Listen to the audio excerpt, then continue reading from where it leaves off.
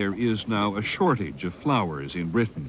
That's very kind. Thank you very much. Shortly afterwards, when the Queen and the Duke of Edinburgh arrived at Buckingham Palace, first to see another vast bank of flowers, and then to spend time talking to people on the streets, it appeared to many that faith was being restored between the people and the monarch.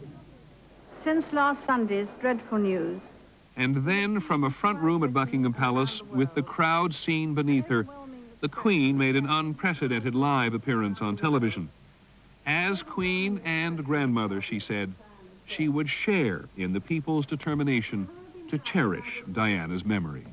We have all been trying in our different ways to cope. It is not easy to express a sense of loss, since the initial shock is often succeeded by a mixture of other feelings: disbelief, incomprehension, anger, and concern for those who remain.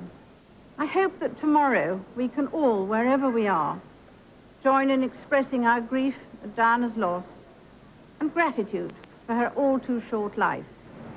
Millions of people, of course, stood still to hear what the Queen said, but how were her comments received by the British people in general? Even before she had spoken, as we said, a great deal of the anger at the royal family had actually begun to fade. Here's ABC's Jim Wooten. By this morning, the royal family's efforts were already bearing at least some fruit. It's funny, how things change overnight. Breakfast television in London. There's nothing more moving and more enabling than what it amounts to an apology, is there? Apparently not, for many of the same people in papers feeding the anti-royal sentiment all week long switch gears today. Look at these gentle headlines. Well, personally, I think that the press has treated them slightly unfairly. British public opinion is clearly flexible, and in this tumultuous week, richly jumbled. I think they've damaged themselves beyond repair. Julia Masters saw the Queen today outside St. James's Palace. And a wonderful experience for me to see the Queen so close. But I'm afraid, no, I think they've let Diana down dreadfully. This woman met her inside while signing the condolences book. It's very sad, very sad. What can I say? You know, Queen Elizabeth II looks sad to me. This woman from Wales was angry with the Queen. Well, yes. But today, after seeing her today, oh, no. Thank God for someone who made many, many people happy. Her Majesty the Queen speaking from Buckingham Palace. I don't think she said what people really want to hear from the royal family. You've seen the sort of comments she made, and it's plastic. It wasn't real at all. The Queen had tears in her eyes when she spoke. You could see that. What I really wanted her to say is that she loved Diana personally, and she said she respected her, which made a difference to me.